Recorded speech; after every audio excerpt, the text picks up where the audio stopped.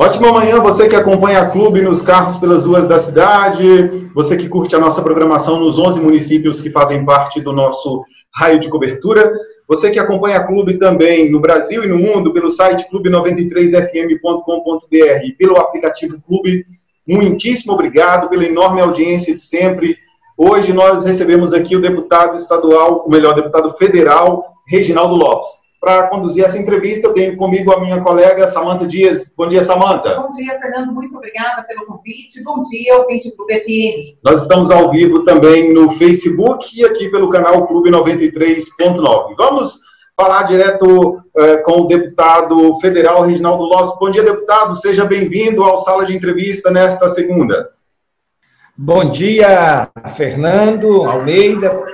Bom dia, Samanta Dias. Bom dia a todos os ouvintes da nossa Rádio Clube 93,9.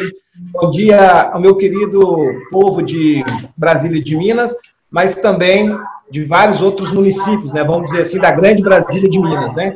Então, é com alegria enorme que eu tenho essa oportunidade de dialogar com a nossa comunidade e quero iniciar parabenizando vocês dois que encontram de máscara. Eu sou um defensor radical nesse momento de pandemia do uso de máscara. Eu quero justificar que eu não estou de máscara porque eu estou em casa, mas parabéns pela conduta de vocês.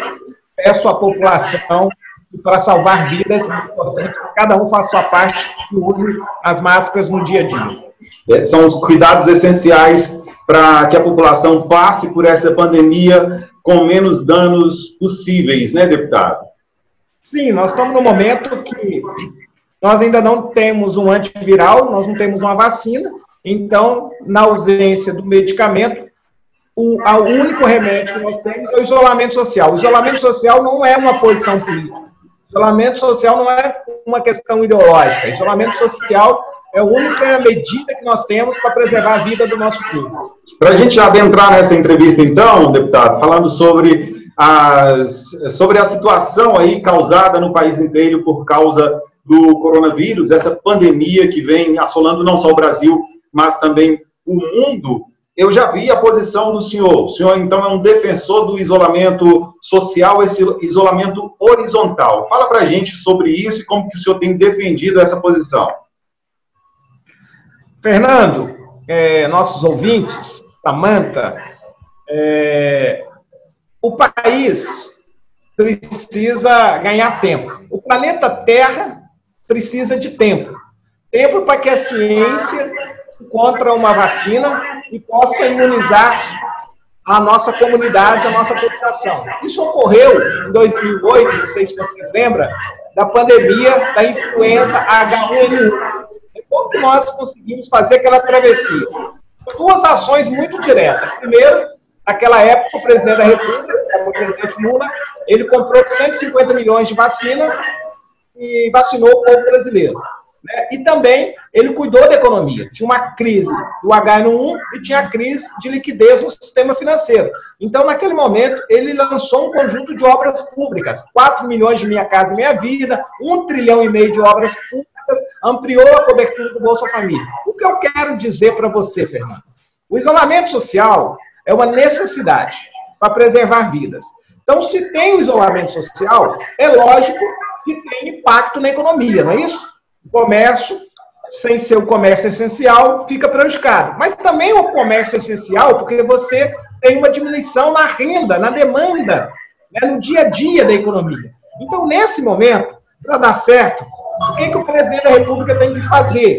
Ele tem que substituir o setor privado, que gera riqueza, né, que é a venda de serviços e bens, e aí a União tem que garantir essa estabilidade, essa previsibilidade à economia. Então, os chefes de Estado em outros países estão assumindo essa responsabilidade de fazer chegar dinheiro na mão das pessoas.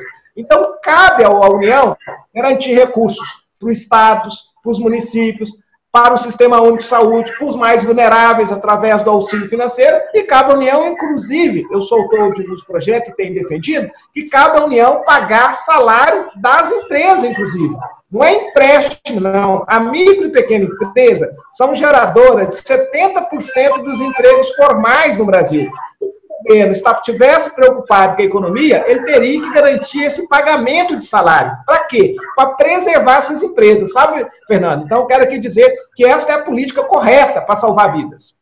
Deputado, agora até quando a União consegue ter recursos e consegue bancar esses financiamentos, ou esses empréstimos, ou pagamento de salários para empresas, ou até mesmo esse auxílio emergencial, que é uma proposta do senhor, que é prorrogar esse auxílio por mais, até o fim do ano, até dezembro? Fernando, o mundo, o planeta Terra, as outras economias estão gastando 20% do seu PIB. Os Estados Unidos já gastou 12 trilhões de reais. Por enquanto, mais de 2 trilhões de dólares. Aí você vai falar, mas você está falando da economia mais rica do mundo. Tudo bem. Então, vamos falar de Portugal, França, Espanha, o Reino Unido. Ou seja, a maioria dos países estão gastando, em média, 20% do PIB. Isso significaria que o Brasil teria que investir no seu povo 1 trilhão e 400 bilhões. Até agora, a União vai gastar, mesmo de despesa primária, sabe quanto? Apenas 300 bilhões de reais, pouco mais de 3% do PIB. Porque aqueles dados que eles falam de 800 bilhões não é verdadeiro. Aquilo é contabilidade criativa. Aquilo, na verdade, é igual eles falaram assim, vamos dar 120 bilhões para os estados e municípios. Mas 60 e tantos bilhões são dívidas que os estados, Minas Gerais não paga mais de 3 anos. Então, muitos dinheiro que são liberados é diminuição de compulsório, ou é antecipação do fundo de garantia de tempo de serviço, ou é antecipação do 13º do cidadão. Eu estou falando de despesa primária, no orçamento de guerra, no orçamento extraordinário. Então, nós precisamos ter a consciência que em momentos de guerra, de pandemia, quem deve garantir o fluxo de dinheiro na mão do povo e de todo o setor da economia é a União. E a União pode fazer isso de que forma? Pode emitir título da dívida pública para pagar daqui 30 anos, 10 anos, e hoje a menor taxa, a taxa de todas as taxas, a mãe de todas as taxas é taxa Selic, agora é 3%. Mas você pode reduzir a taxa Selic para 0%, porque não tem justificativa ter taxa Selic de 3% nesse momento. Você pode também, o Brasil tem autonomia, tem soberania, o Brasil pode emitir moeda, que chama expansão monetária, com controle, fiscalização, isso não geraria inflação, porque nós temos uma crise na economia real de produção de bens e serviços e diminuição de renda per capita das pessoas. Então, com certeza, é possível você fazer uma expansão monetária sem garantir, sem ter a volta da inflação, porque eu também sou contra a volta da inflação, com controle e transparência. E você tem mais 2 contas que o governo pode usar. Quais são as outras 2 contas? A conta chamada Conta Única da União, que tem 1 trilhão e 300 bilhões. É a conta do Tesouro Nacional. Lá tem 1 trilhão e 300 bilhões. E a última conta que pode usar é reservas cambiais. O Brasil tem 2,4 trilhões de reservas cambiais. 400 bilhões de dólares. Ou seja, as reservas cambiais, eu até não sou a favor de usar para custeio, não. Eu sou a favor de usá-la para fazer um plano de obras públicas.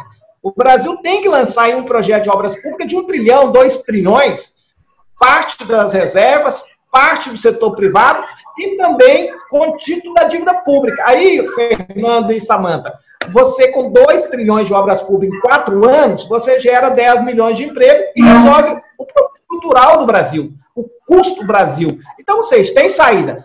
A questão é, tem compromisso político de arrumar uma saída que salva vidas e que preserva de fato a economia? Porque pós-pandemia, o Estado liberal, o Estado mínimo, o Deus mercado, acabou.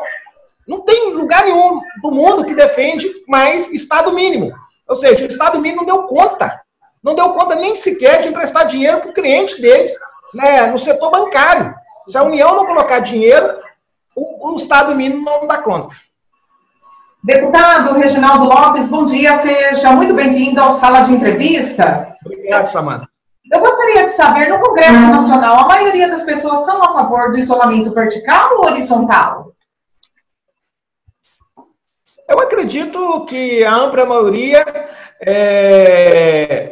na ausência de uma vacina, defende o isolamento vertical. Por quê? Porque se fizer meia boca, vamos falar no português correto, você vai ter isolamento intermitente. O que é isolamento intermitente? Você abre sem nenhum protocolo, né? Sem um protocolo de segurança, né? Com distanciamento de 2 metros, uso de máscara, higienização do ambiente de trabalho, cultura de sempre lavar as mãos com água e sabão ou álcool gel. Então, se você não preparar a comunidade e também não tiver testagem, para testar em massa, para você isolar, né, parte da região, parte dos bairros, e também, se o sistema de saúde não tiver vagas na terapia intensiva, em especial, você vai levar a colapso do sistema de saúde e você vai fazer uma abertura sem ter o conhecimento científico, porque você não fez as testagens.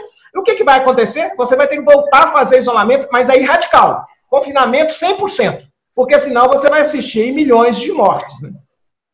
Deputado, com relação ao financiamento que a União pode proporcionar aí aos cidadãos brasileiros, a ajuda que a União pode proporcionar, eu queria perguntar ao senhor com relação também a essa ajuda aos estados e municípios, porque o senhor é um deputado mineiro que representa o estado na Assembleia Legislativa Federal, na Câmara dos Deputados, e o estado de Minas Gerais, por exemplo, não vem pagando professores em dia. Agora, parece que não há nenhuma data ainda para o pagamento dos professores do estado. O que está vendo? O estado de Minas Gerais, de fato, não tem recurso para fazer o pagamento dessa folha, e se não tem, a União poderia ajudar, o país poderia contribuir com o estado de Minas Gerais para que a folha de pagamento dos professores e de outros servidores que estão sem receber pudesse ser paga, deputado? Primeiro, acho que o programa que foi votado de socorro, a primeira palavra socorro é ridículo.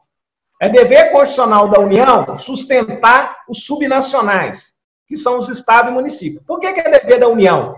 Porque no sistema federativo, Fabiano, brasileiro, o estado e o município não pode emitir título da dívida pública.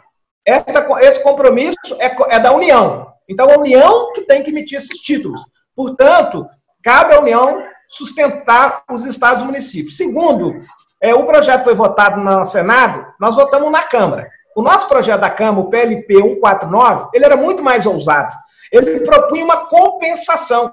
Se você tem que fazer medidas de isolamento social, vai ter diminuição na arrecadação. Quem tem que compensar? Quem pode emitir título da dívida pública, que é a União. Então, nós fizemos um projeto para compensar todas as receitas, Fundo de Participação do Estado, município, ISS e ICMS, durante 6 meses. O Senado da República, eu não estou entendendo mais nada de política, que representa as unidades da federação, deveria representar decentemente os estados e os municípios, fez um acordo fiscalista com o Paulo Guedes, cedeu ao Paulo Guedes e cortou pela metade. Fez um projeto de 50 bilhões, 30 bilhões para os estados, 20 bilhões para os municípios, em 4 parcelas, e ainda fez chantagem, Fabiano e Samanta, não permitindo que tenha, não é reajuste salarial dos profissionais da educação e da saúde, não, os agentes comunitários de saúde. Porque o reajuste que tem é uma política de valorização salarial, porque eles ganham abaixo do piso. Nós queremos valorizar a carreira do professor. É uma vergonha o professor ganhar R$2.000. E também um agente de saúde, um técnico de enfermagem ganhar R$1.100. Então, a ideia é valorizar a carreira da saúde e da educação. Então, o PLP 39 do Senado proíbe. Então, o que vai acontecer? Daqui 2 meses você vai me ligar e vai falar, você estava certo, Reginaldo.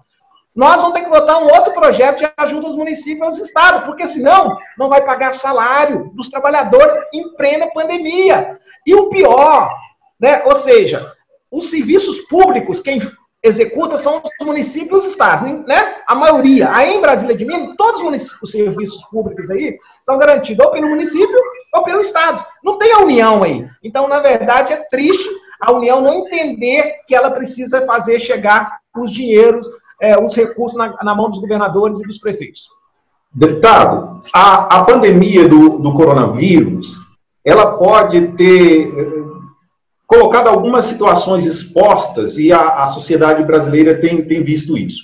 O senhor, na entrevista aqui, o senhor fala para a gente que a União tem recurso e tem o poder de fazer, tem o poder de aumentar esses recursos para ajudar a sociedade. Mas a gente viu, com relação aos hospitais, por exemplo, que agora estão precisando de última hora desse reforço, de última hora dessa ajuda do país, da União, para que tenha um mínimo de serviço, tenha um mínimo de qualidade no atendimento. Por que, do ponto de vista do senhor, isso não acontecia antes? O senhor faz parte de um partido, que é o PT, que ficou também 16 anos no governo, também isso não acontecia da forma que deveria acontecer. Entrou o novo governo, que é o governo do presidente Bolsonaro, a gente vê que os hospitais continuam também sucateados, continuam precisando desse auxílio federal. Por que isso não acontecia? E a gente está vendo agora que a União tem recurso para fazer com que isso aconteça. Primeiro, nós estamos num estado de anormalidade, de guerra. A pandemia, ela traz aí um outro debate, né, que exige que quem garanta os recursos, faz o fluxo de riqueza, tem que ser o Estado, né? Segundo, nós fizemos muito. Eu tenho orgulho do nosso legado do governo do presidente Lula em especial. Acho que nós avançamos muito. Mas é evidente que não foi o suficiente. Agora, de lá para cá, nós temos 5 anos de uma política extremamente diferente da política que nós estávamos implementando no Brasil.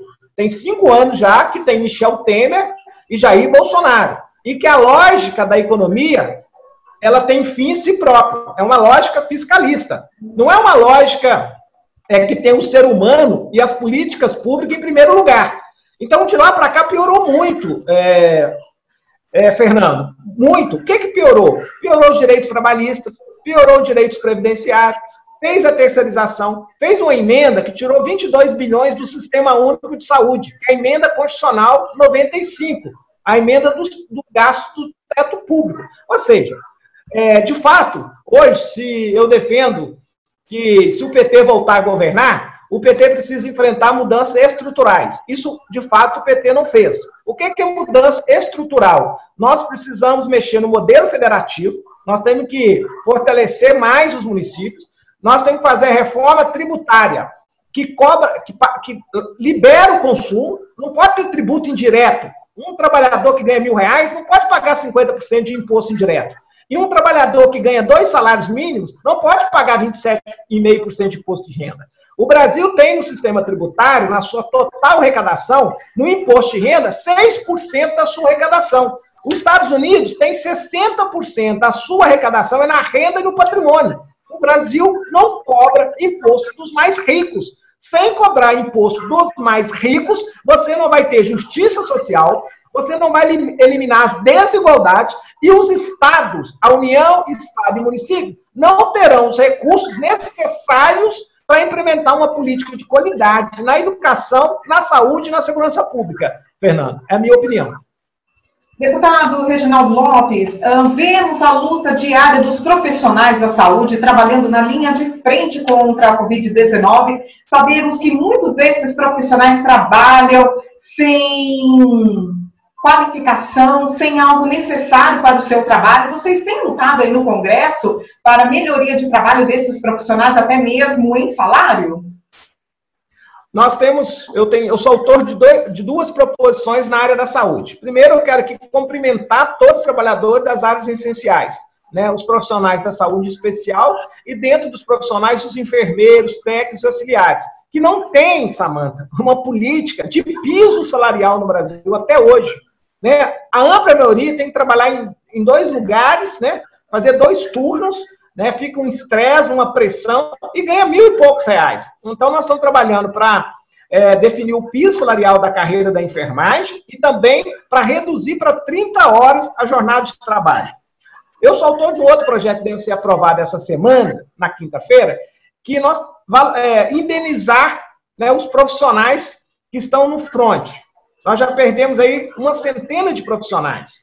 E, lamentavelmente, já tem 15 mil profissionais da saúde que estão afastados por causa do Covid-19. E tem muitos que são chefes de família. Então, nós queremos indenizar todos aqueles que estão no front, né, que perderam a vida, aos seus dependentes. Então, o projeto nosso propõe R$200 mil de indenização, parece que vai aprovar com 50 mil e mais 10 mil para cada menor, filhos menores de 18 anos, até 21 anos, com 10 mil para cada ano até completar 21 anos. Nós também queremos valorizar os profissionais que estão nas atividades essenciais com o 14º salário, né? Aqueles que trabalharam devem ganhar uma gratificação. Queremos também garantir o afastamento com remuneração extra para o tratamento. Eu proponho 2 salários para que esses profissionais que estão afastados possam ter mais condição de fazer o tratamento para vencer o Covid, né, a infecção. Então, assim, nós temos aí vários projetos nessa área da saúde. Deputado, esse seguro de vida aos profissionais da saúde, que está nesse projeto de lei do senhor, se for aprovado, o senhor queria 200 mil, pode ter uma redução. Ele será retroativo àqueles profissionais que já perderam a vida? As famílias desses profissionais teriam acesso a esse benefício, esse projeto sendo aprovado futuramente? Todos os profissionais da área da saúde, não só os enfermeiros, né, os atendentes, ele ampliou, né, o público que será atendido. A todos. Mesmo aqueles que, lamentavelmente, já perderam a vida, né, ele será, sim, a família contemplada. Fiz uma pergunta para o senhor com relação ao Mas pagamento... vida não tem preço, viu? Eu quero aqui destacar, Fernando e Samanta, que vida não tem preço. Né? Eu acho o que o mais importante, nós temos outros projetos, que é garantir toda a condição de trabalho. Eu tenho depoimentos que as pessoas têm que reutilizar máscara, por exemplo. Não tem o mínimo.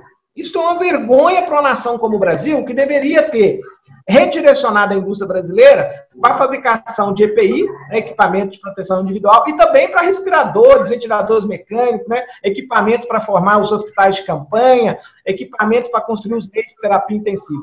Faltou comando, faltou um presidente que unifica o país, que chama todo mundo, que tem um comando, que tem uma única direção. Não é porque eu sou do PT, eu estou falando aqui de maneira republicana. Nós precisamos de um comandante, nós precisamos de um presidente da República.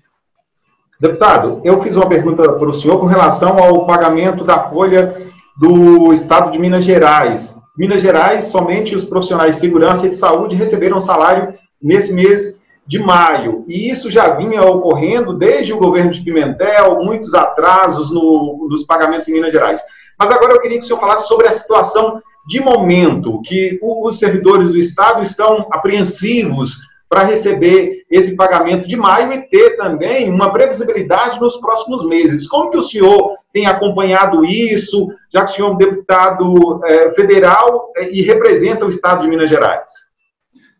Fernando e Samanta, ontem eu conversei com o deputado estadual Cristiano Silveira, que é o segundo vice-presidente da Assembleia, falei para ele o seguinte, ele me informou também que você tem um recurso no Fundeb que pode ser utilizado para pagar os salários dos trabalhadores da educação.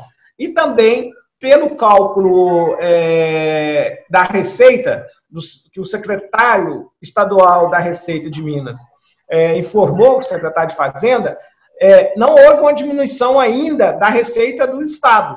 Então, não sei por que o Zema não está garantindo essa previsibilidade, né? Porque o governo do Pimentel, de fato, escalonou, mas ele nunca atrasou. Ele pagou dentro do mês. E sempre no início do mês tinha transparência, tinha um calendário. As pessoas precisam de previsibilidade. Então, o governador Zema tem que dar essa previsibilidade. Essa é a primeira questão. A segunda, se de fato Minas encontra-se em dificuldade, por que o governo Zema não apoiou o projeto da Câmara? Foi um dos poucos que não assinaram uma carta pedindo a aprovação do PLP da Câmara e não do Senado. O PLP da Câmara garantia mais 3 bilhões para o Estado de Minas Gerais.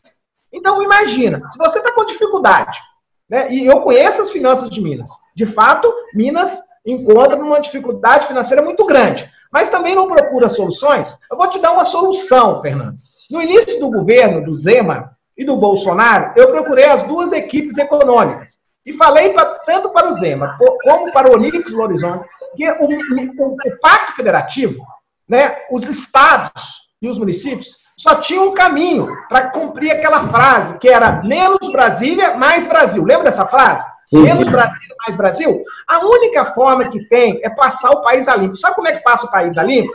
É você pegar esse momento de crise e fazer um acerto de contas, a partir da Lei Candir. Lembra daquela ideia da Lei Candir? A União deve Minas 150 milhões. Minas deve à União 100 milhões. Por que a gente não faz um acerto de conta apenas discricionário e a gente libera, a União libera todos os estados? Porque aí os estados passam a ter margem para captar recursos, para fazer novos investimentos. É errado a União continuar, Fernando, agiotando os estados. Minas tem que pagar 6 bilhões por ano à União. Minas não está pagando dentro do governo Pimentel. O Zema também não está pagando. Mas imagina, agora que nós fizemos o socorro aos municípios, a lei fala o seguinte: depois dos 4 meses, os estados terão que pagar. Talvez vai cair a liminar. Imagine se cair a liminar, que Minas hoje não precisa cumprir 6 bilhões para a União, e Minas passar a ser obrigada a pagar 6 bilhões para a União, sendo que não está pagando salários em dia.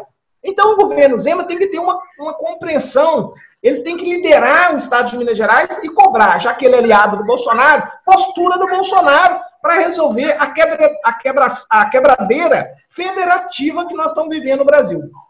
Ô, deputado, quando o senhor fala em passar o país a limpo, e aí a gente já vem uma questão mais ampla da dificuldade de passar esse país a limpo, porque dentro de uma pandemia como essa, e a gente vê nações que estão envolvidas nesse colapso do sistema de saúde, nesse problema seríssimo de saúde pública, muitas nações que voltaram as atenções todas para a questão da pandemia, do coronavírus.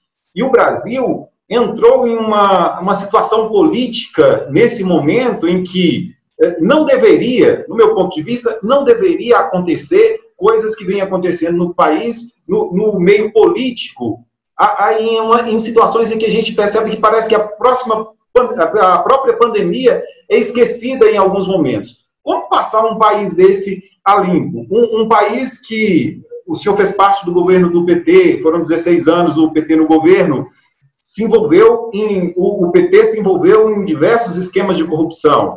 Entra um outro presidente com uma esperança de salvar essa questão da corrupção, mas é um governo que dita regras meio que autoritárias, ou quase sempre que autoritárias. Às vezes não respeita a imprensa.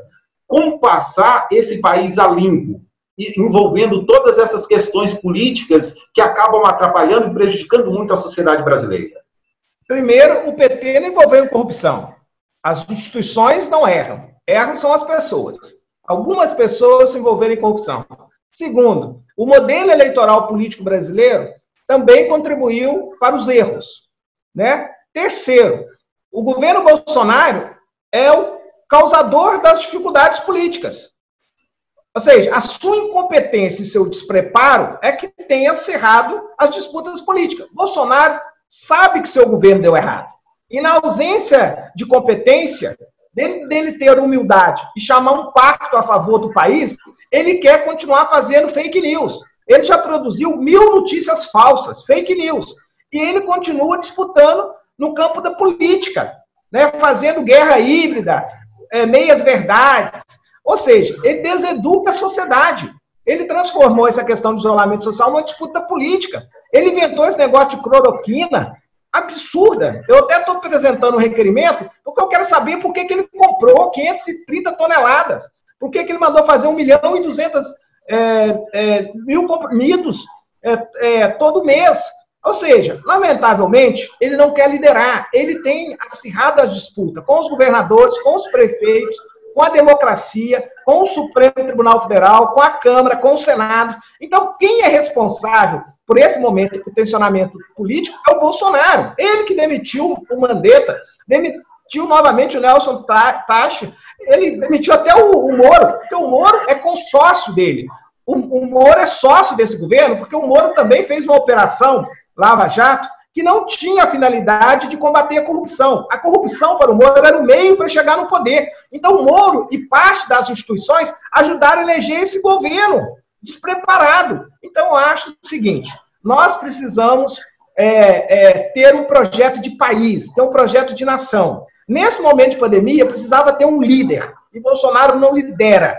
E pós-pandemia, você tem que ter um conceito, uma concepção sobre o papel do Estado, sobre um novo modelo econômico e sobre uma nova matriz econômica, porque senão nós vamos ficar numa depressão. E eu acho que, por essas razões, Bolsonaro não tem mais condição de presidir o país. Se Bolsonaro fosse interditado, que é o caminho mais rápido, né, com uma junta médica, ou então pudesse ser afastado por crime comum, ou impeachmentado, um impeachment, seria o melhor caminho para a nação brasileira.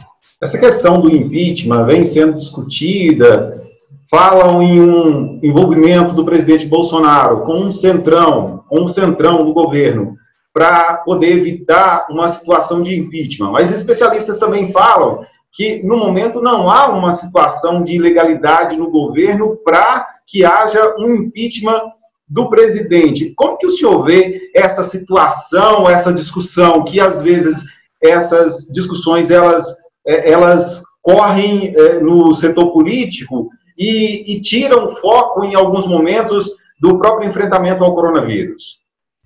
Olha, primeiro, o Bolsonaro cometeu todos os crimes. Quem não tinha nenhum crime comprovado era a presidenta Dilma. A presidenta Dilma foi mais um voto de censura, que não cabe ao presidencialismo, cabe ao parlamentarismo, do que tinha legalidade. O Jair Bolsonaro, eu sou autor de uma peça de notícia-crime, que o Bolsonaro cometeu todos os crimes comuns em relação à saúde pública. Cometeu ou não comete? Ou não cometeu? Lógico que cometeu, comete todos os dias. Todos os domingos ele comete um crime. Ele desobedece às orientações sanitárias do próprio país e das organizações internacionais. Ele cometeu crime de responsabilidade fiscal, vários crimes. Ele cometeu crime contra a ordem constitucional, porque ele defende golpe, fechamento do Congresso, do Senado, né, ditadura. Ele poderia estar preso desde muito tempo atrás, quando ele fez homenagem ao Brilhante Ustra. Porque quem disse que o Brilhante Ustra é torturador foi o Poder Judiciário. Se o Poder Judiciário estivesse funcionando, ele tinha que sair preso da noite de horrores do cassação da presidenta Dilma naquele dia da votação do impeachment. Ou seja, ele cometeu todos os crimes. O que nós podemos discutir é se tem força na sociedade, nesse momento, para tirar o presidente da República. Eu acho que nós temos que enfrentar esse debate com a sociedade. Ele é um risco para a questão sanitária no Brasil, ele é um risco para a democracia e ele é um risco, é uma incerteza para o processo de reconstrução da economia. Por que ele é um risco? Porque ele é despreparado, a sua equipe é fanática, é só de fanáticos. Olha a reunião do dia 22 de abril, quando ele manda fazer interferência na Polícia Federal. É uma reunião de boteco, olha que eu gosto de boteco. Em boteco, as pessoas têm mais postura do que o Jair Bolsonaro e mais do que os seus ministros. Nós estamos falando ministro do Brasil, da maior e mais potente economia. Nós estamos falando do presidente da República. Ele não tem nenhuma postura, nenhuma liturgia do cargo que ele ocupa. Então, lamentavelmente, é com muita tristeza que eu falo que não tem outro caminho a não ser o impeachment do Jair Bolsonaro, na minha opinião. Deputado, o senhor fala nessa questão do presidente Jair Bolsonaro e de um fanatismo que há dos bolsonaristas. Mas também houve no governo do PT um grande fanatismo e essas questões do lulismo com o bolsonarismo. Como que o senhor distingue uma da outra? Porque toda unanimidade, ela não é interessante para o país, ela não é interessante para as pessoas. E a gente via, sim, um fanatismo completo, pessoas que não queriam enxergar. O senhor fala que não houve corrupção no PT, no governo do PT, que foram as pessoas e não as instituições, mas as instituições também se envolveram, como é o caso do Mensalão e outros fatores que levaram o PT para essa descrença, inclusive, que fez com que o PT perdesse a eleição de 2018. Eu queria que o senhor fizesse uma comparação entre essas duas situações, do lulismo, que as pessoas não conseguiam enxergar erros do governo Lula, como a gente está percebendo também agora, do bolsonarismo. Pessoas que não conseguem enxergar erros no governo do Jair Bolsonaro por causa desse fanatismo que o senhor citou aqui. Você conseguiria me dizer o que o Bolsonaro já apresentou de bom para o país até agora? Vou te dar um exemplo. Em plena pandemia, há mais de 120 dias, que ela iniciou lá em Wuhan, na China, mais de 60 dias no Brasil. Até agora, nenhuma proposição nasceu do Poder Executivo. Olha o que eu estou dizendo, isso é muito grave. Tudo que nós fizemos foi a revelia do Poder Executivo. E todos os projetos aprovados são de origem ou da Câmara, de um deputado, ou do Senado, através de um senador. Chefe de outros estados trataram a pandemia com seriedade, não como gripezinha, resfriadinho, não receitando medicamentos não comprovados. Eles mandaram para os parlamentos um pacote com início, meio e fim, dando tranquilidade, previsibilidade ao país para superar a pandemia. Então, primeiro, eu quero dizer isso. Segundo, o lulismo, ele defende um conjunto de políticas públicas. Quem defendeu o governo Lula, ou é lulista, ele defende os negros, ele defende os mais pobres, ele defende a transferência de renda, ele defende a política pública de saúde, ele defende a indução da economia quando ela está estagnada através de obras públicas, é a defesa do aumento salarial com ganho real anualmente, é a defesa dos direitos previdenciários e trabalhistas, é a ampliação do conjunto de políticas sociais. Agora, o que é o bolsonarismo? O que é o bolsonarismo? Um conjunto de fanáticos que defende o AI-5, a tortura, a ditadura, preconceito às minorias, aos mais pobres, contra a diversidade sexual. Então é uma vergonha. Eu vou ser sincero, eu estou quase ficando radical. Não dá mais para respeitar quem ainda acredita que tem algo de bom no bolsonarismo. Como que o senhor vê o enfrentamento dessa pandemia, deputado? De que forma que o senhor entende que o Brasil irá sair dessa situação? Como amenizar esses números que são alarmantes, país aí com cerca de 800 mortes diárias. Eu até falei aqui na rádio, em um outro programa, que quando a Itália estava com 800 mortes diárias, o Brasil estava estarrecido, assustado com aquela situação. Quando os Estados Unidos chegaram a esse número também, e lá nos Estados Unidos até ultrapassou, chegando a 1000 mortes diárias em algum momento, o Brasil também ficou estarrecido. Quando a situação chega dentro do país, com cerca de 800 mortes diárias, parece que a população não está tão assustada como estava nos casos do exterior. Como que o senhor vê isso? Não só a questão política, mas a questão também da sociedade para esse enfrentamento da pandemia do coronavírus, para que todos saiam lá na frente sem grandes prejuízos? Olha, com muita tristeza, né? Porque quando a gente fala de mortes, de óbitos, nós estamos falando de seres humanos, nós estamos falando de vidas. Uma vida é muito importante. A vida é o dom de Deus, né? Todos nós temos o direito e o dever de preservá-la.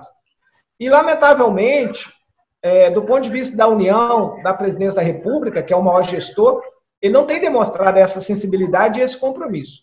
Agora, por outro lado, eu tenho que reconhecer que os municípios e os governadores têm tentado fazer a sua parte. E nós precisamos da contribuição individual de cada um. Para sair, para a gente vencer essa pandemia, o gesto individual simples de cada ser humano é fundamental para salvar o coletivo. Então, eu quero reforçar que a gente precisa ter essa consciência do papel individual de cada um.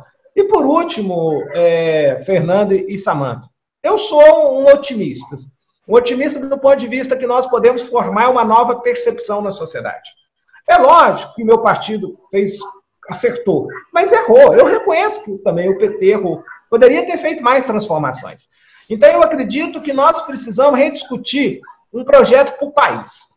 E que, lógico, o Estado de Direito seja o centro do debate e que a eliminação das desigualdades.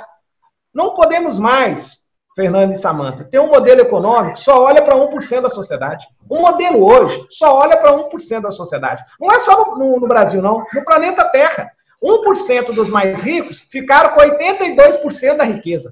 O Brasil tem 6 brasileiros, tem renda superior a 100 milhões de brasileiros, e tem 100 milhões de brasileiros que têm renda de R$413. Então, Fernando, eu acho que nós vamos ter que lutar. E a luta do século XXI e a luta democrática pós-pandemia é redefinir o papel do Estado, melhorar as políticas públicas e combater desigualdade. Nós não podemos mais aceitar essa acumulação de renda, esse modelo acumulativo, rentista do capitalismo brasileiro. Nós temos que enfrentar esse modelo. Deputado, antes da Samanta te fazer uma pergunta, a gente acabou na correria para começar o programa, tivemos uma entrevista anteriormente também, uma entrevista que foi gravada, não foi para o ao vivo, mas a gente não passou como que funciona o programa. Ao final da nossa entrevista, tem as perguntas dos ouvintes. Muitos ouvintes estão mandando perguntas aqui para o senhor e daqui a pouquinho a gente vai fazer. Eu não sei como está o tempo do senhor para nos atender até um pouquinho mais para frente. À disposição. Deputado Reginaldo Lopes, eu gostaria de uma opinião sua. Está tendo um colapso da saúde em Manaus, infelizmente com mortes diárias. Eu gostaria de saber se o mesmo colapso da saúde que está acontecendo em Manaus se pode chegar em grandes capitais do país. É possível. Por quê? Tem duas coisas acontecendo nesse momento com o espalhamento do vírus. A primeira, interiorização do vírus. Ou seja, parece que já tem mais de 2.500 municípios que têm transmissão comunitária, né, Samanta? O que é isso? É a contaminação interna. As pessoas não viajaram para fora do país, as pessoas não viajaram para outras cidades sequer, e as pessoas não sabem de quem que ela foi infectada. Isso é uma contaminação comunitária, interna. Já são mais de 2.500 municípios. Isso é grave, porque a maioria dessas regiões, micro e macro regiões, sequer tem um leito de terapia intensiva. É muito preocupante. Em Minas Gerais não é diferente. Em Minas Gerais parece que está chegando a 300 municípios que têm algum tipo de contaminação interna, né? Ou seja, comunitária. E nós conhecemos muito Minas Gerais. Né? Ou seja, tem regiões, tem micro, tem macro regiões também que não tem nenhum leito de terapia intensiva. E, na ausência, esses cidadãos vão todos para as grandes cidades, para as cidades polas, que também já tem aí 80% de ocupação por outras doenças crônicas, por outras comorbidades. Então, é fundamental nesse momento, Samanta, aí que eu volto a reforçar, nesses próximos três semanas, um mês, os mineiros continuarem dando esse bom exemplo. Porque em Minas nós estamos tendo sucesso a política de isolamento social. Então nós seguramos. Né? Nós estamos muito abaixo, graças a Deus, da média nacional. Mas não pode relaxar, porque as pessoas começam numa disputa política, na falta de previsão e de tranquilidade para o setor econômico, né? O setor do comércio muito prejudicado, a micro e pequena empresa muito prejudicada, começa a faltar capital de giro nas empresas e começa a sofrer uma pressão em cima das autoridades municipais para uma reabertura da economia de qualquer jeito. E aí é muito triste, porque ao invés da gente segurar mais umas 3 semanas ou um mês, ter todo o protocolo lento e gradual de reabertura, a gente pode abrir de qualquer jeito e pagar uma conta muito cara, que é perder vidas.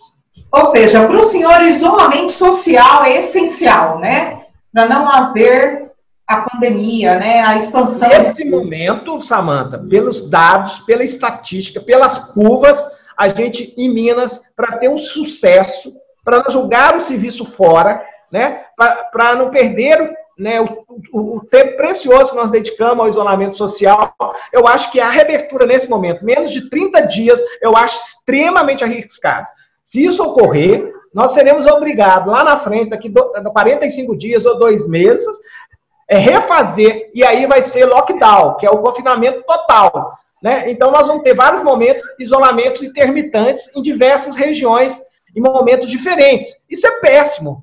Então, isso não é inteligente. Então, eu estou falando aqui do ponto de vista mais técnico, que eu tenho tentado estudar, né, a partir, por exemplo, dos estudos do modelo matemático do Imperial College de Londres, né, e outros modelos matemáticos das universidades brasileiras. Porque está previsto também o pico da pandemia para junho, né?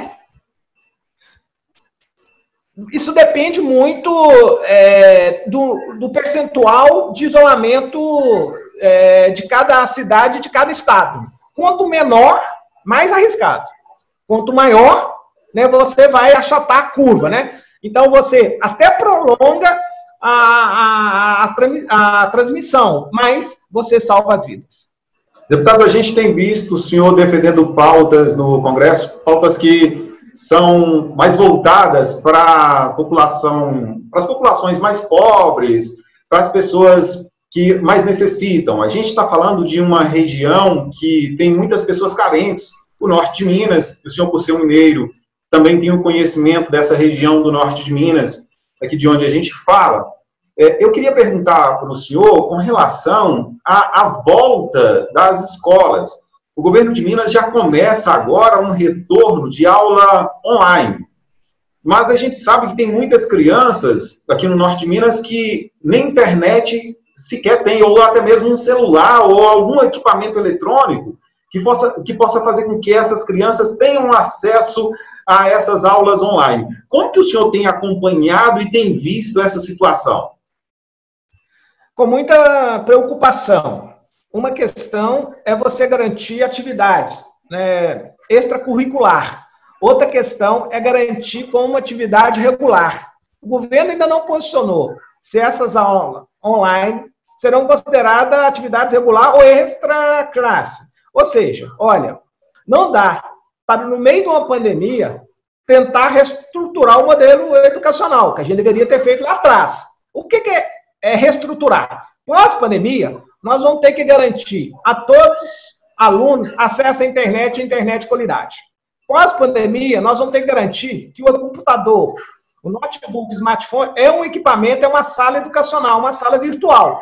Ou seja, e nós vamos ter que preparar os professores qualificados para eles passarem da aula virtualmente. E pós-pandemia, nós vamos ter que garantir um novo conceito de escola integral integrada. Parte presencial, parte semipresencial. E pós-pandemia, nós temos que elaborar bons conteúdos do ponto de vista online. É lógico que nós vamos passar por profundas mudanças. Agora, dizer que o governo está fazendo a sua parte, porque ele vai garantir essa aula online, sem reconhecer a situação socioeconômica das crianças, isso é uma política de exclusão. Isso vai prejudicar os mais pobres. É a mesma lógica do ministro Abraham Weintraub, da Educação, que insiste em manter a data do Enem, sendo que você nem tem o calendário ainda das universidades. Qual é o calendário para terminar o ano escolar de 2020? E ele insiste. E quando você vai questionar, eu estou entrando com um projeto de lei para alterar e criar parâmetros de quando deve ser a prova do Enem, ele fala que o Enem não é lugar de combater desigualdades. Ele quer usar o Enem para exclusão. Isso que eu falo de fanatismo, de fundamentalismo. É um preconceito contra os mais pobres, contra as maioria desse país, porque não são as minorias. Então, eu acho, Fernando, que ter atividades, né, buscar atividade extracurricular é sempre muito importante. E pós-pandemia, estruturar e garantir os equipamentos do século XXI a todos os alunos da escola pública no Brasil. Esse é meu sonho. O senhor acha que o Enem pode ser cancelado, deputado? O Enem vai ser adiado. Né? Nós vamos conseguir adiar o Enem. Não tem sentido, né, permanecer a data, porque isso prejudicaria a concorrência, a disputa. No processo democrático, temos que garantir as condições de todos. Esse adiamento seria para o ano que vem? Eu acho o seguinte, não vai depender da reabertura das atividades. Nós vamos voltar e vamos concluir o calendário de 2020 em fevereiro ou março de 2021. Eu acho que vai ser em março de 2021. Portanto, nós podemos fazer as provas em fevereiro. O meu projeto propõe algum tipo de critério. A partir do encerramento do ano escolar de 2020, você faz a seleção para os alunos que vão entrar em 2021 na universidade.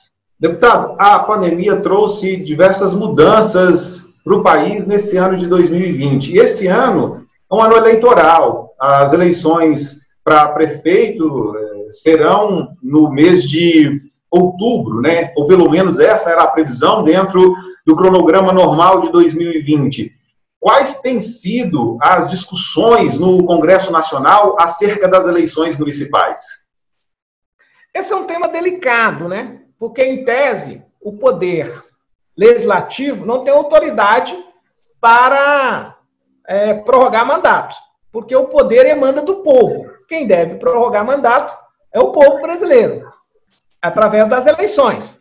O que nós temos, talvez, condições de fazer é um adiamento, né? Um adiamento para novembro, né? Mais tardar em dezembro, e os eleitos tomarem posse no dia 1º de janeiro de 2021. Eu sou contra prorrogar mandato, né? Porque eu respeito esse princípio constitucional de quem elege é o povo.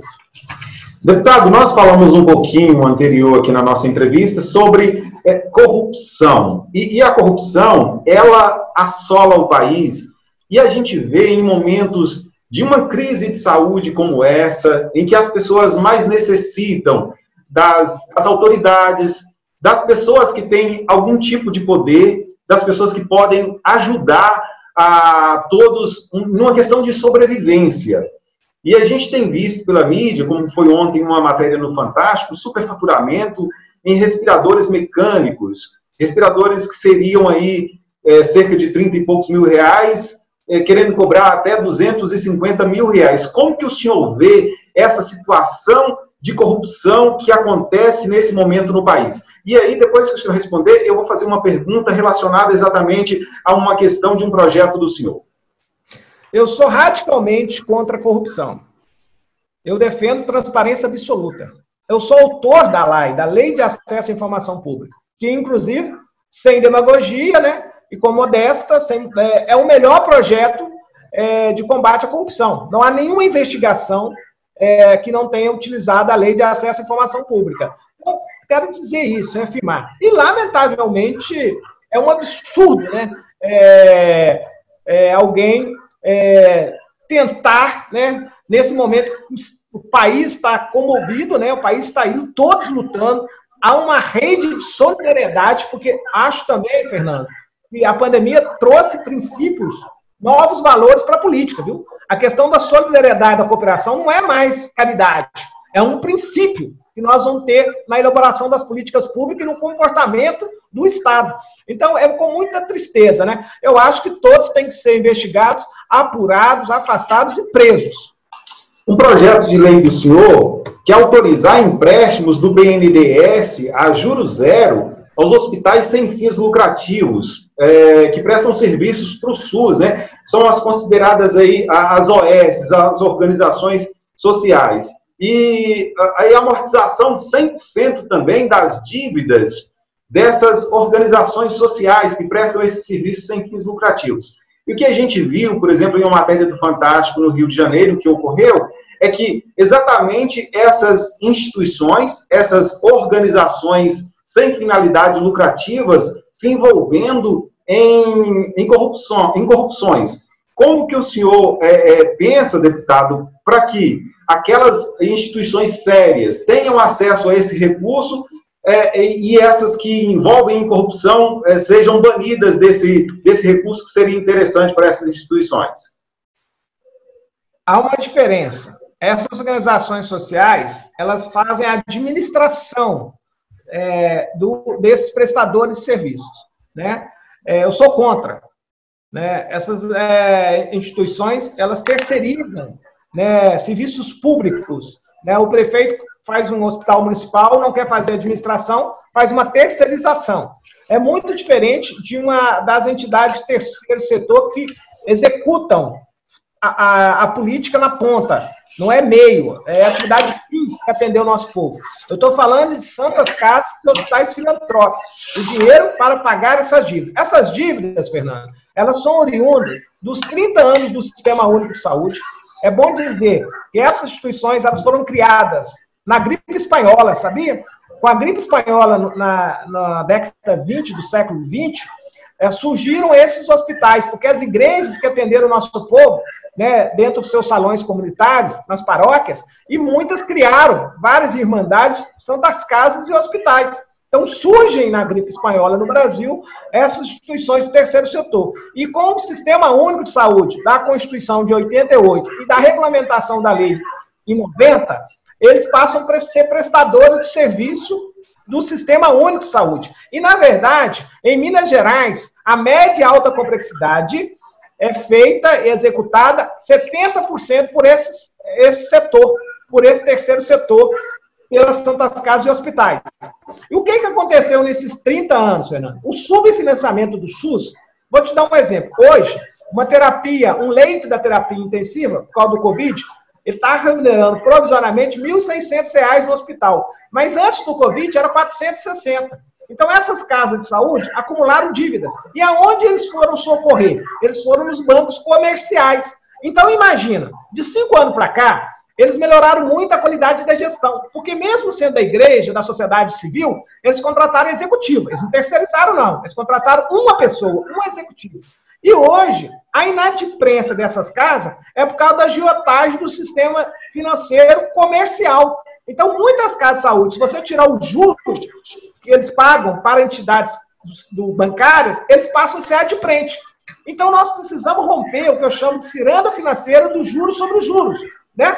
Que Einstein dizia que a 8ª maravilha do mundo é juro composto, mas trabalhando para você, Fernando. Trabalhando contra você, você não consegue pagar suas contas diárias, né? E você perde a sua renda per capita. Então, eu quero nacionalizar essas dívidas. Por isso que eu falei, vamos passar o Brasil a limpo. Sabe como é que a gente podia passar o Brasil a limpo? Se tivesse um governo que pudesse, entre aspas, aproveitar a janela das oportunidades que surge com o Covid-19, é o seguinte, olha, eu vou emitir da dívida pública, eu vou comprar as dívidas de todos os hospitais do terceiro setor.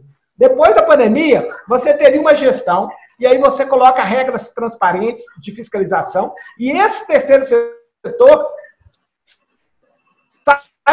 iria comprar dívida com título público e liberar os estados para fazer investimento. E sabe de quem você podia comprar a dívida? De 64 milhões de brasileiros que estão no SPC e no Serasa, que são explorados pelo sistema financeiro. Cartão de crédito, 400% ao ano, criminoso. Cheque especial, 300% ao ano, criminoso. O juro é 3%, Fernando, Samanta. Como é que nós podemos aceitar o sistema financeiro brasileiro roubar, extrair, ficar com a mais-valia de toda a cadeia produtiva? Eu não aceito mais, Fernando. Eu sou radical nessa concepção. Como que o senhor tem trabalhado na Assembleia Legislativa Federal, na Câmara dos Deputados Federal, para ajudar a população nesse sentido, deputado? Que tem um projeto de lei do senhor que vai tratar disso aí, da amenização dos juros nos bancos, da renegociação de dívidas também, daquelas pessoas que têm dívidas e não conseguem pagar junto às instituições bancárias.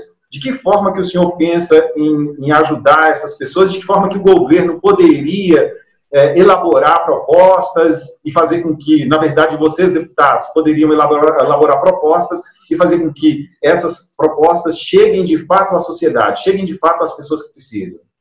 Esses 3 projetos que eu falei para vocês, não é por causa do Covid, não. O projeto para estatizar as dívidas, nacionalizar as dívidas dos 64 milhões de brasileiros, eu apresentei o ano passado. Aproveitando, e quero dar aqui créditos, porque eu tenho compromisso com a inteligência, com a honestidade intelectual, foi o Ciro Gomes que começou a debater.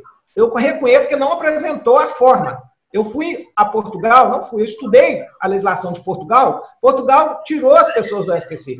Então, eu melhorei o projeto de Portugal e apresentei um projeto em 2019 para retirar as pessoas do SPC. É muito simples.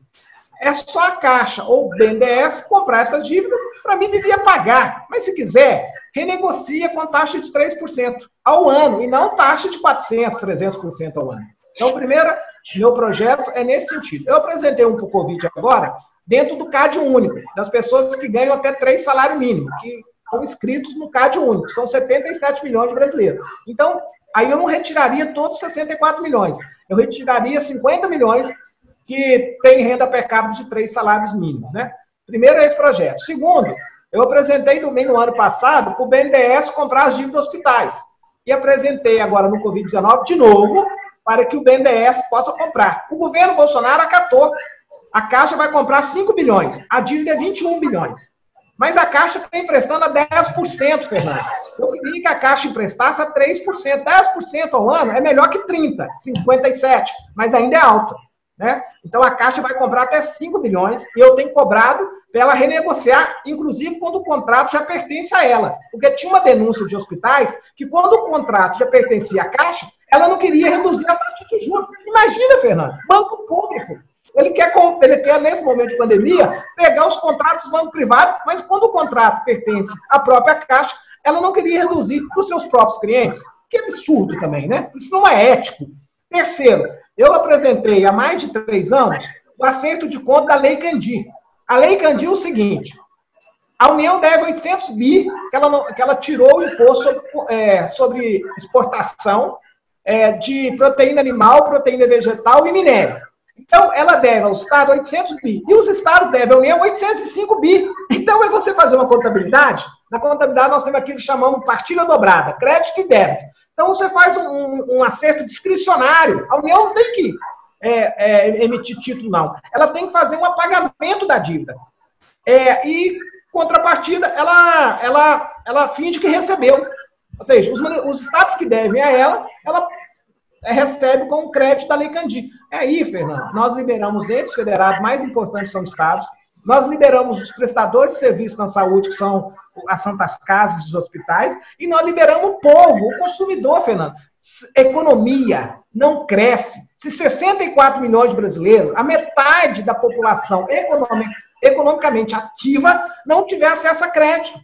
Por que o Brasil vai expulsar 64 milhões do dia a dia, do consumo? A economia só cresce se tiver consumo. Sabe por quê? No PIB brasileiro, o PIB, o Produto Interno Bruto, ele é composto por 4 contas. Qual que é a conta mais importante? Consumo de famílias. O consumo de família significa 80% da conta do PIB, dos 6,3 trilhões da riqueza brasileira anual. Então, por que você vai pegar uma conta que é 80% e você vai tirar dela 64 milhões de brasileiros que perde poder de compra porque ele tem que transferir dinheiro para meia dúzia de bancos? Deputado, como que balancear isso? Eu vi que o senhor é bastante entendido dessa situação, da questão de retirar o nome dos cidadãos brasileiros do SPC. O senhor parece que estudou bastante sobre isso, aprofundou nessa ciência aí, e fazer com que essas pessoas voltem a ter crédito, voltem a participar do mercado, da economia. E a gente sabe que isso é importantíssimo. Quanto mais pessoas têm crédito, quanto mais pessoas têm acesso a financiamentos, mas a roda da economia gira, né? Essa roda girando, ela é interessante para o país de uma forma geral. Só que também acontece o endividamento da população, que alguns podem ter acesso ao crédito e não ter a condição de pagar esse financiamento no futuro e voltar para essa mesma situação. Como balancear isso? Para que as pessoas tenham acesso ao crédito, façam investimentos corretos desses recursos e não voltem para essa lista de inadimplente no futuro. É só os birôs que avaliam crédito ter mais responsabilidade. Porque a maioria das lojas no Brasil não vende mais a geladeira, não. A geladeira é mais barata que o preço de fábrica. O que ela está vendendo para você, essas lojas aí que faz propaganda na televisão o dia inteiro, é factory, é crédito. E aí, se o cidadão pagar 30% da parcela, já pagou o capital. O meu projeto inicial, antes do Covid, era mais radical do que esse do Covid. O Covid, conversando com o Rodrigo Maia, ele falou assim, mas você vai tirar os juros compostos? O juro composto existe no mundo desde quando o mundo é mundo. E você está fazendo uma intervenção no mercado financeiro. Então, eu peguei e apresentei um projeto no Covid-19 sem abater os juros já pagos. Mas o meu projeto, antes do Covid, eu descontava os juros pagos, o juro composto. Sabe por quê? Eu quero provar, Fernando, que a ampla maioria, 95%, já pagou o capital, Fernando. O que ele está vivendo agora é exploração, é ciranda financeira. E aí, se os birôs não quisessem vender crédito de qualquer jeito, tivesse mais responsabilidade, não levaria o brasileiro a ficar inadimplente. E mais, se você libera, hoje um cidadão ganha R$1.000, ele pega 30% do salário dele, R$300, fica dando para o sistema financeiro, se ele não tem mais essa dívida, ele coloca R$300, Fernando, todo dia no mercado de Brasília e de Minas. Ele coloca na economia. Agora o problema, nós queremos dinheiro para a economia, para o consumo, ou nós queremos dinheiro para meia dúzia de banqueiros? Economicamente falando, deputado, como que o senhor vê o país pós-pandemia? Olha, se não mudar a política econômica, se não tiver novos conceitos, valores, se não construir uma política, por exemplo, de obras públicas, né? Se o governo tiver coragem de falar, vou gastar 2 trilhões em 5 anos, vou resolver as rodovias, vou duplicar, vou levar água tratada, saneamento, vou melhorar os equipamentos escolares, eu acho que nós vamos viver uma depressão por 10 anos. Lamentavelmente, nós vamos ver a miséria aumentar. Como já está acontecendo. Eu defendo também, Fernando, eu apresentei, já tinha apresentado antes da pandemia, porque é o seguinte, a pandemia, ela jogou luz às desigualdades no Brasil. Ela mostrou que tem muitos invisíveis, que o Estado não atende, não garante a dignidade mínima. Mas vamos ser sinceros, a economia brasileira está há 5 anos estagnada. O Brasil já caminhava para uma convulsão social, para um colapso nas serviços públicos. Minas Gerais já não estava pagando há 4 anos. E vários outros estados, Rio Grande do Sul. Então, vamos ser bem sinceros. Ela acelerou a crise econômica. Mas já existia uma crise econômica, de erro de concepção econômica. Então, por exemplo, o Brasil terá que admitir que todo brasileiro e brasileira tem que ter uma renda mínima. Se quiser salvar o Brasil, é dar uma renda mínima para todos os brasileiros permanentemente. E eu vou te dizer para você, sem nenhum critério. Você e a Samanta receberiam. Todo mundo receberia uma renda mínima. E os mais pobres receberiam outro valor focalizado na miserabilidade. Eu acho que esse é o país que tem que ser construído. E as políticas públicas compensatórias, saúde e educação com melhor eficiência. É assim que eu vejo o futuro do Brasil. Mas o senhor não acha, deputado, que essa garantia de uma renda mínima pelo Estado à sociedade brasileira poderia desestimular o setor de trabalho e algumas pessoas poderiam, de repente, nem crescer profissionalmente por se assegurarem ali apenas a essa renda mínima? Olha, esse dinheiro ia promover novos empreendedores. Esse dinheiro ia permitir um jovem integrar culturalmente ao seu século. Por que um jovem hoje ele tem que deixar de fazer uma formação acadêmica, universitária ou na escola técnica federal para pedalar uma bicicleta 60 km por dia para ganhar R$800 sem nenhuma garantia previdenciária, trabalhista e auxílio saúde? Por quê? Por que nós estamos prejudicando o futuro dessa nação? Agora, eu podia te dizer para você, se a gente der R$100 para cada brasileiro, 1.200 por ano, nós gastaríamos 250 bilhões por ano, menos de 25 bi por mês.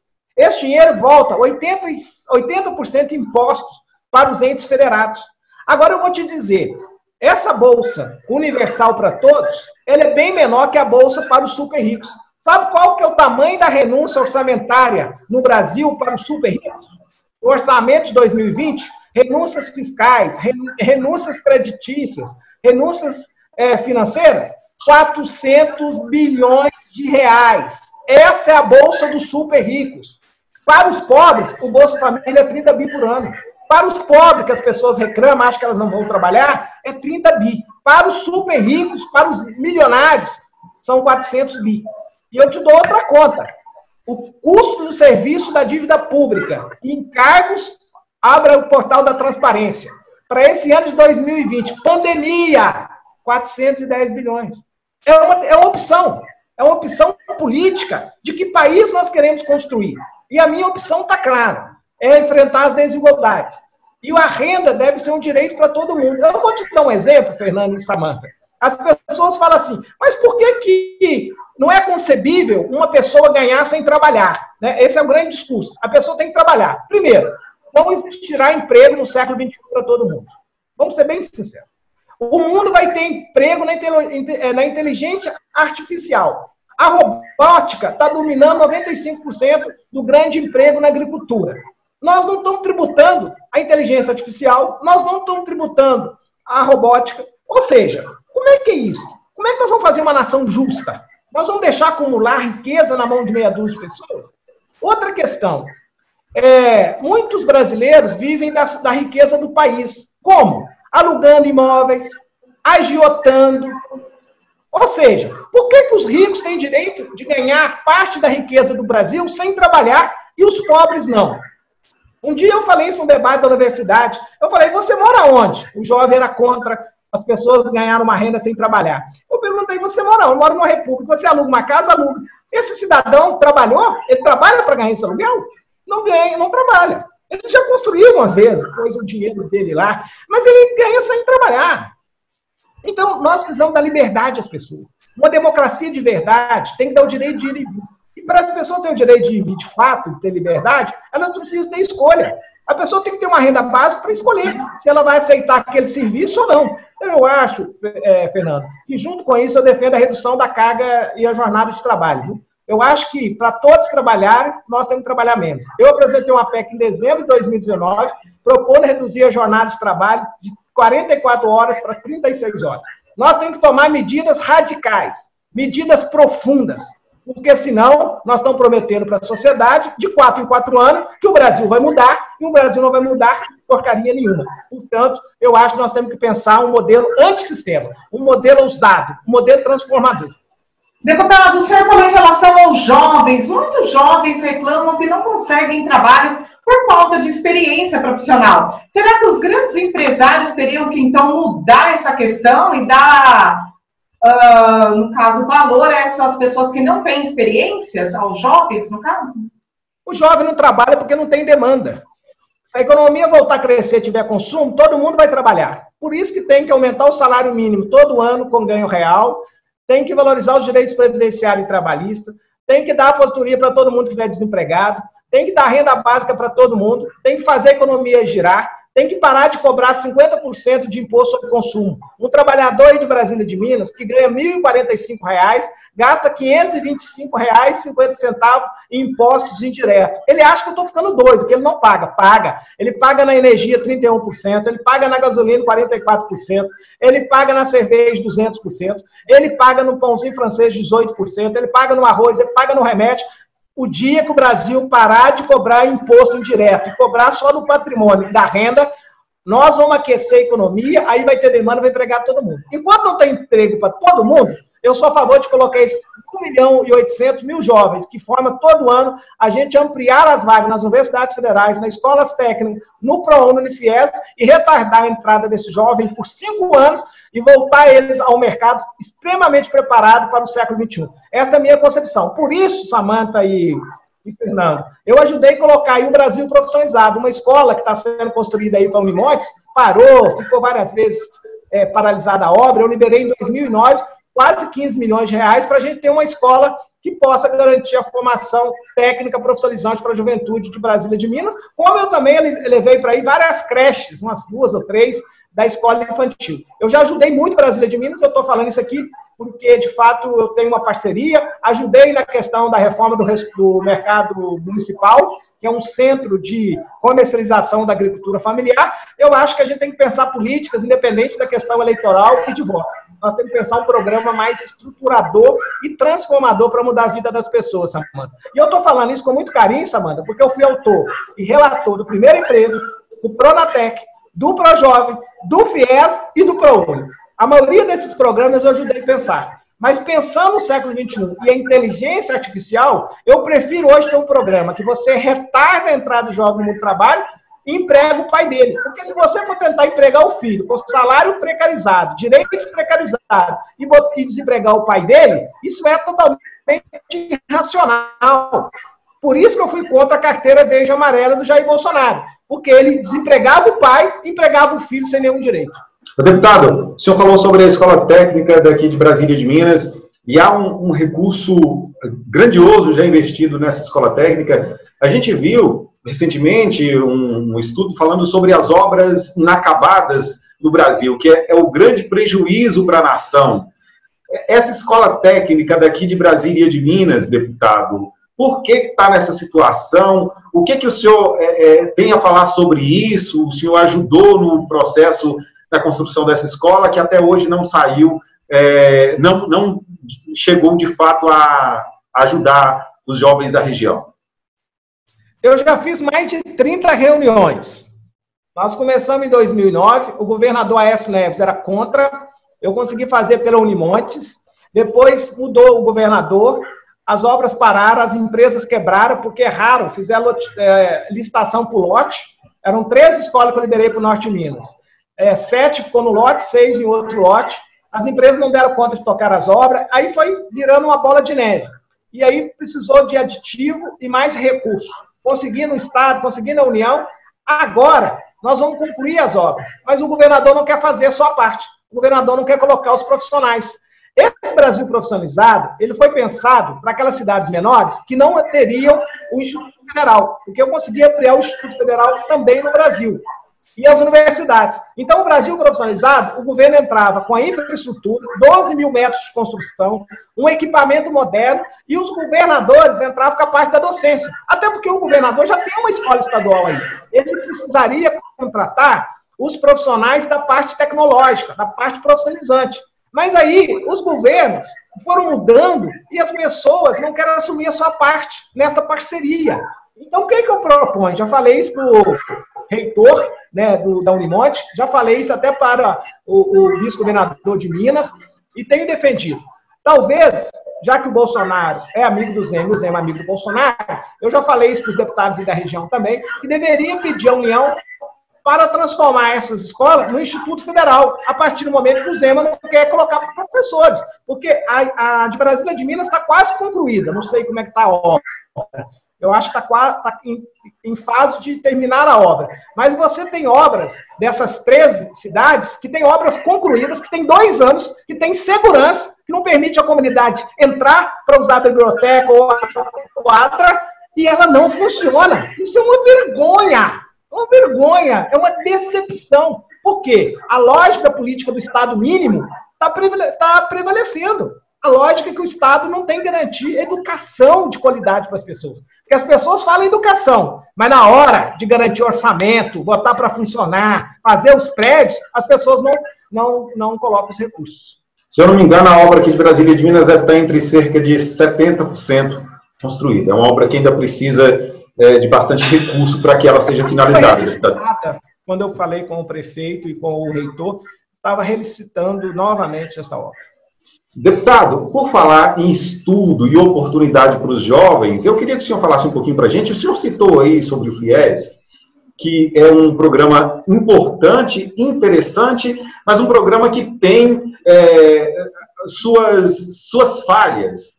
Por quê? Quando o senhor fala do acesso mais fácil ao crédito, do acesso mais fácil a um salário para toda a sociedade, quando o senhor fala de recursos que a sociedade pode ter de uma forma mais acessível, a gente percebe que o FIES, por exemplo, que é um programa que ele vai financiar o estudante, esse estudante depois vai para o mercado de trabalho e ele paga o governo, o banco financiador, que no caso é a Caixa Econômica Federal, de volta, e ele, sendo um estudante que tenha uma formação, ele terá no futuro a condição, sim, de fazer o pagamento desse recurso, mas ele encontra muita dificuldade a ter acesso a esse benefício. Como, por exemplo, em muitas situações, a Caixa Econômica pede o fiador, né? E o estudante, às vezes, não consegue. Como desburocratizar esses programas para que, de fato, quem necessita tenha acesso? Eu já fiz isso. Em 2009, eu fui relator do novo FIES. Se você pegar de 2010 a 2014, foram 3 milhões de contratos. Quando o Temer assumiu o governo, ele acabou com o FIES. 2014, joga na internet, foram 730 mil jovens financiados. A gente tinha um programa de juros subsidiado, naquela época já era 3,4, eu acho que a taxa Selic era 14, e o tempo de pagar eu prolonguei 3 vezes mais, juros subsidiado, e alonguei o perfil da dívida. E era muito atraente. Tirei a responsabilidade do banco, mandei para o Fundo da Educação, Fundeb, era dinheiro público, tirei dos bancos, fiz o aval solidário, 3 jovens, um é avalista do outro, e também tirei o risco da universidade, risco zero, risco para o banco zero, e deu certo.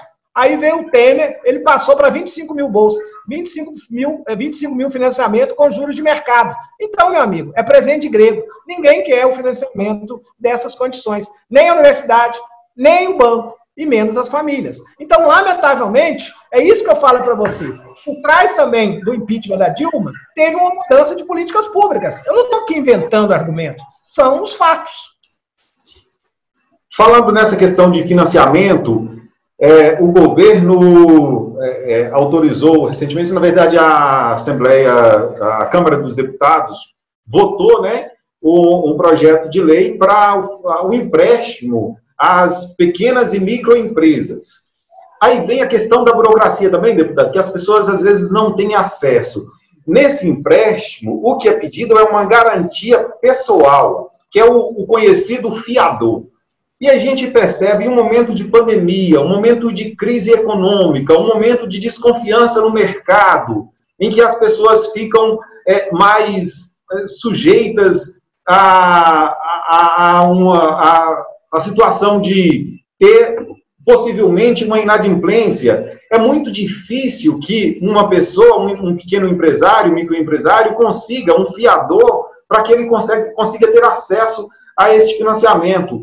Como que vocês deputados, discutem essas questões aí na Assembleia Legislativa Federal, na Câmara dos Deputados? Ô, Fernando, eu sou autor de um projeto que eu defendo que, no meio da pandemia, quem tem que pagar o salário dos trabalhadores formais é a União. E deve emprestar um capital de giro subsidiado. Mas o salário deveria ter sido responsabilidade da União. É assim que fez o Reino Unido, Estados Unidos, ou seja, países liberais, governos que o próprio Bolsonaro tem admiração. Já declarou até amor, né? O Bolsonaro declarou amor pelo Trump. Então, eu estou dizendo isso porque está errado o programa. As empresas vão pegar esses recursos para pagar seus salários e depois vão ficar endividadas. As empresas deveriam ter crédito subsidiado para pagar outras despesas, para pagar aluguéis, para pagar outras obrigações, outros financiamentos, e não para pagar os seus trabalhadores. Isso deveria ser uma responsabilidade do governo federal, até porque a medida de contenção, distanciamento social, é a medida de saúde pública. Então, não é responsabilidade do empresário. Mas por que o Bolsonaro não faz isso? Porque ele quer os empresários fazendo carreata para pedir para abertura do comércio, para as pessoas irem trabalhar, e aí ele, em tese, vencer essa política maluca que ele colocou na cabeça, que isolamento social é uma questão ideológica. Como que o senhor vê a união dos três poderes para que o Brasil consiga vencer essa pandemia e que tanto as questões de saúde como as questões econômicas não sejam tão afetadas?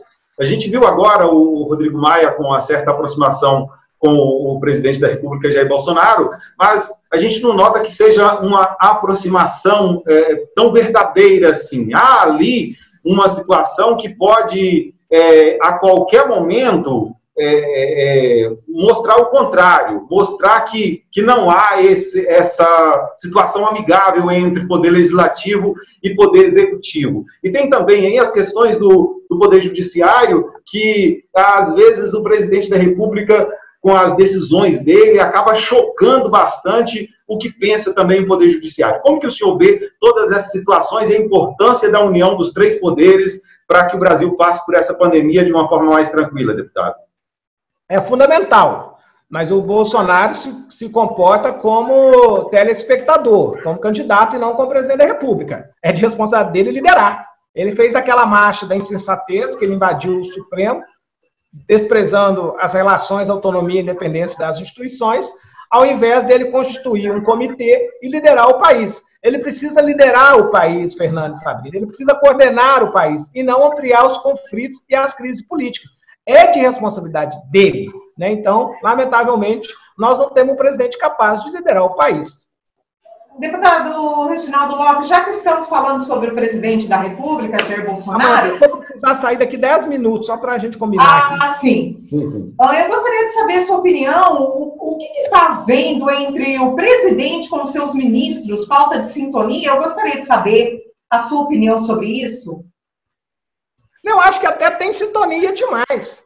E sintonia baseada num fundamentalismo maluco, né?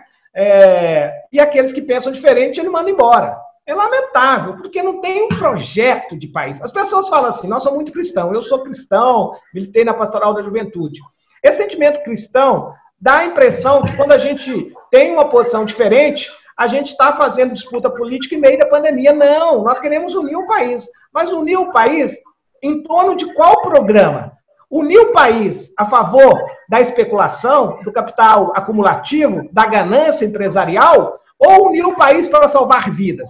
Unir o país para desenvolver e combater as desigualdades sociais, olhar para os mais pobres, eliminar a miséria, né, respeitar a diversidade, ou fazer um país que persegue as minorias? Ou seja, nós temos que resolver. Nós estamos aqui para unir o país, mas unir o país em torno de um programa. Nós não vamos unir o país em torno do que o Bolsonaro pensa sobre as questões, sobre a democracia, sobre os negros, sobre a diversidade sexual, sobre as diferenças de credo. Não dá para unir o país com quem pensa como o Bolsonaro. Vamos para as perguntas dos ouvintes, deputado. Só algumas, vamos fazer umas 2 perguntas, porque o seu tempo já está limitado aí.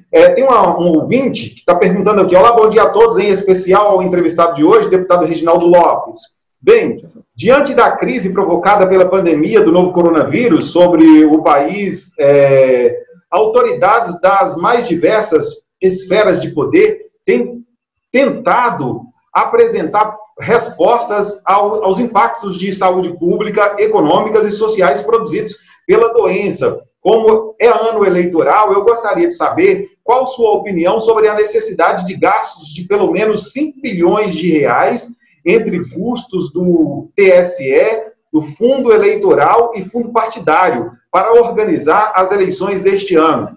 Você é a favor dos fundos eleitorais partidários, que juntos somam quase 3 bilhões de reais? Muito obrigado pelo espaço, parabéns pelo programa, boa semana a todos. É o Japa, nosso ouvinte, que está perguntando, deputado. Falar para o Jarbas que quem é contra o fundo eleitoral defende não cobrar lucros de dividendos. Não cobrar lucros de dividendos, 2 milhões e 100 mil pessoas não paga a União 110 bilhões de impostos. Quem defende não ter autonomia dos poderes, financiamento público de campanha, defende a aristocracia, não a democracia, governo dos ricos. E esses deputados que são ricos defendem 400 bilhões de renúncia fiscal. Quem não defende uma independência da democracia e liberdade e direito de todos concorrerem, defende 410 bilhões do serviço da dívida pública. Baita corrupto. Isso que nós temos que ser bem sinceros aqui. Corrupção, não ética. Nós estamos lutando para fazer uma democracia. E democracia passa do pressuposto que tem que ter investimento.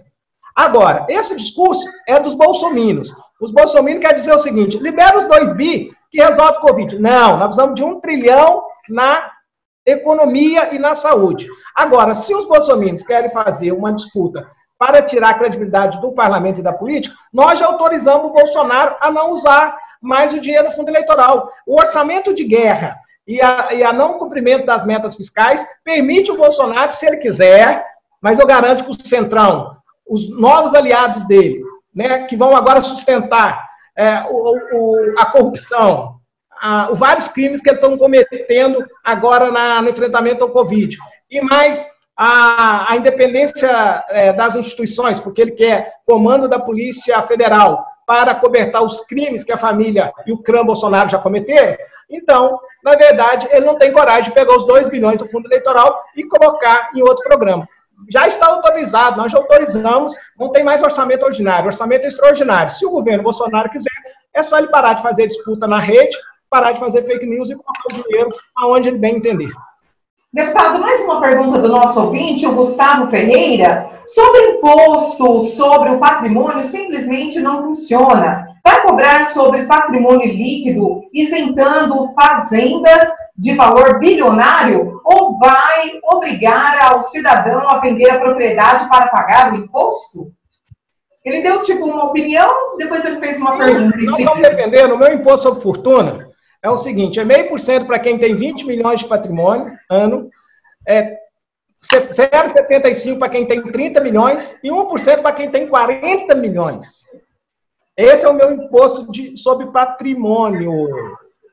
Né? Então, se o patrimônio ele é produtivo, ele já paga outros tipos de impostos.